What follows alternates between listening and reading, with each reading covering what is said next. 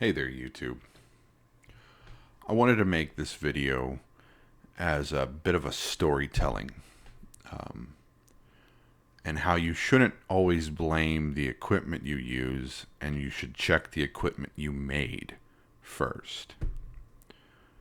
For the last 2 weekends, I've gone out on Saturdays and shot 5 rolls of film total. 2 last Saturday and 3 yesterday. I've had these really, really bad light leaks, and they are consistent. They popped up in all 5 rolls, and 4 of those rolls were the same 2 spools. Not thinking it would be a spool issue, I thought it was a camera issue. On the back side of my circuit, I guess the film side of the circuit, under a very specific set of circumstances where the camera wouldn't normally be in, I found a light leak. And if I just put the camera on the turntable and set up the camera normally on the tripod, I don't think I would have seen that light leak. But under very specific and convoluted steps, I found a light leak and assumed that was the problem, so I patched it with a piece of felt, like I do on almost every one of my cameras. I put felt somewhere to stop light. The second time in a row for this to happen, I figured it can't be this camera. So I had to go look for the issue elsewhere, and that led me to believe that maybe my paper was bad. Recently, I released a video talking about using wrapping paper as backing paper. This is some of the stuff that I've been using, and for the most part, single layers, it's not good.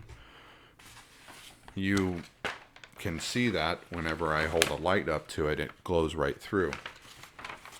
But I figured if I put 2 layers, it blocks it completely. So 2 wraps around the spool and it would be fine. The links that I put on here wrap it around the film by, I believe, 6 or 8 times before the film actually comes out. So there's more than enough here to block that light leak. However, the issue wasn't that it was coming in from the whole thing and fogging the whole film. It was coming in a position that was sharp. Bloom-like. The rays of lights that were coming in was coming in like a highlight source, and it was going out like rays of light typically do. So I went searching, trying to figure out what the problem could be, and Linus Tech Tips got me thinking about something. A random VR headset video, he talked about light bleed on something and about something being 3D printed. So I thought about, what if it's my spools that are the problem? So I went searching, and this is what I found.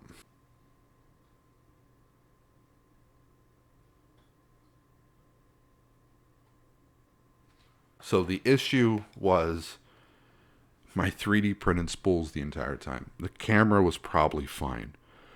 The problem I'm having, and I don't understand what the particular set of circumstances was, but the first 3 rolls that I put through this camera had 0 issues. No light leaks, nothing. They were fine. And they're the same 3 rolls that have been giving me problems for the last 2 weeks. I still don't understand how it's happening or why it would be getting through there. But the amount of light that somehow is getting through the ends, which is the top, is the problem. So after I've loaded this film up in the cover of darkness in my darkroom, I've closed it off. The moment I turn on the light is able to get through the top and is already damaging it, already fogging the film. So when I go out in the field and I'm loading my camera or swapping out rolls, I'm pointing it straight up in the air, getting it into the camera, so sun is hitting it at both angles and damaging the film, fogging it in a weird way. I've been doing this for 2 weeks now. I just don't get why the first 3 rolls were fine. So all of this, including my number 5s, Had the same issue pop up because I made the number fives the exact, or not number fives, my 5-inch spools for the Alvista 3B or 5B are designed the same way, and there's light getting through the edge, so that's ruined as well. I've already taken a rollout that I was going to go develop, but it's made the same way. So these are all garbage. I'm going to save the number 10 for testing purposes only. It's going to be good for being able to see if the camera will run with it installed, so I can determine whether or not the camera is functioning correctly or not. That way I don't waste any more of this film. So I'll keep this as a test. I'll write on it test, so I know not to ever use it in the camera for anything important. But the rest of this is garbage. All of this is complete and total garbage. All of this has been a waste. I feel like a fool. Oh, but there is a solution. I figured out the problem, and I made a fix for it. So my future spools, at least the number 6 spools, are ready to go. So the old version, I printed it with the slot, right, like that. So it would slip in the tube, and that would be it. I'd glue it in place, and I'd be done. The problem is right there on the edge where the tube would meet.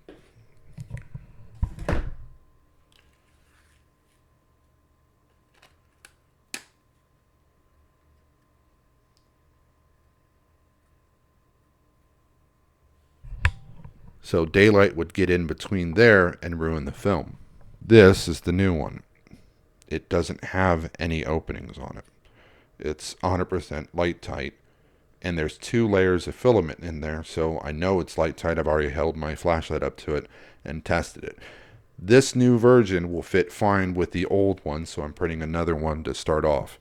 I don't have any available right now. To give you an example of what went wrong, or how bad it was, of the spools that you see here, only 3 of them are good. The 5th one that I'm talking about hasn't even been developed, nor has the spool for the 5B. All of these are useless. I've only had to be able to keep good on those. These are all useless. And those are useless. That's how much wasted film to figure out my own problem, my own issue that I created myself. So I had this plan yesterday. I was going to celebrate National or World Cyanotype Day by going out, photographing something on my circuit camera, and then printing it as a cyanotype. I was also going to set up to do, since October's coming quickly, a Halloween-themed idea, whether it be a cyanotype or something for fun. So I went to a graveyard to set up and photograph for it. Well, imagine my surprise when the exact same light leak that I thought I had tackled the previous day shows up on the first negative. There it is. All the ones on the bottom as well, those ones are just as bad. But that's more likely the fact that I didn't have good cut backing paper. I can crop around that. That's not that big an issue. But that big one there in the center, you can see exactly how much it's taken out of the image. It's just gone.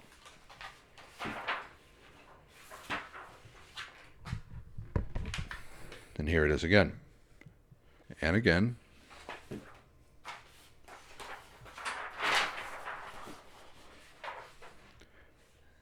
And again.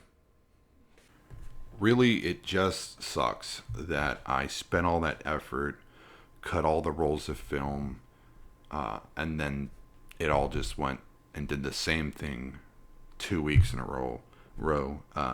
5 rolls deep. 6 rolls technically. 6 rolls deep, and I have nothing to show for it. Man, is it disappointing. It almost made me want to just stop using these cameras and go find something else to work on. But it was me. I did it the entire time to myself. Oh, man. And I got lucky last week because I found a complete set of gears for the number 6 and a key. And then I was so bummed out. I didn't know what I was going to do. I think it's good that I'm making the spools again, because this one, most of the original spools are made of PETG, and PETG is very brittle if it's not done right, and I'm clearly not doing it right. This dropped off the table by literally rolling off of this table, which is 2 feet 5 inches from the ground, and it's carpet below it. And it still somehow fell down and broke the spool from that height. Just rolled off. I've dropped the PLA version multiple times, and I've never had it break. This is the third spool that I've broke. I've technically printed 10 of these, and I only have 5 of them remaining, because they keep breaking or something else goes wrong with them. So it'll be good to be able to reprint these again in PLA. Time to go back to work, cut some more film, print some more spools, and do it again. Can't give up. You have to just go forward and make sure that you check everything you do with anything that you make.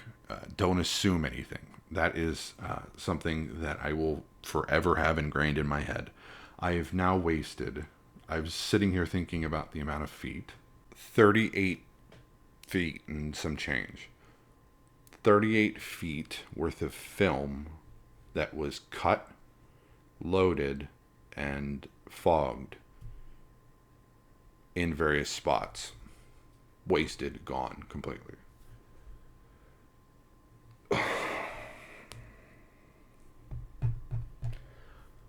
Good thing I didn't pay full price for this. Man, if I had paid the full $1,000 a roll for this, that's $20 a roll. I'd be kicking myself in the pants for it. Oh. Check, check, check. Okay. Check everything. I have a checklist to run this camera. I need to put a checklist in my darkroom for all of the things that can go wrong. Like wasting another 7 feet of film here.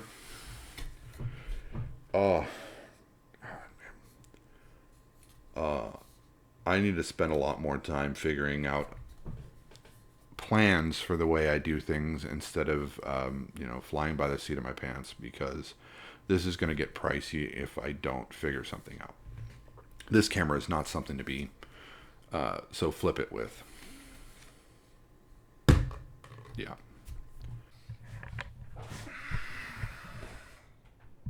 I was wrong. It was the camera the whole time. I started thinking after I recorded this video that it would be what I said it was, and it's not. It's not physically possible, because I feel like I'm the guy from It's Always Sunny in Philadelphia meme where I'm like pointing at things right now. The backing paper, the paper that actually goes on, the leader that goes on the end of the spool is 6 or 8 layers deep, so it would have covered up that hole, and there's nothing wrong whatsoever. Still updating the design. That's neither here nor there. I started thinking about it. All of the light leaks are at the top of the frame, which is the bottom of the negative when it's in the camera. It has to be coming from the bottom, which is a solid piece on my spool design, which means it's not the spool. So took a panel light, because I got desperate, walked into my dark room, and I saw a pattern on the floor.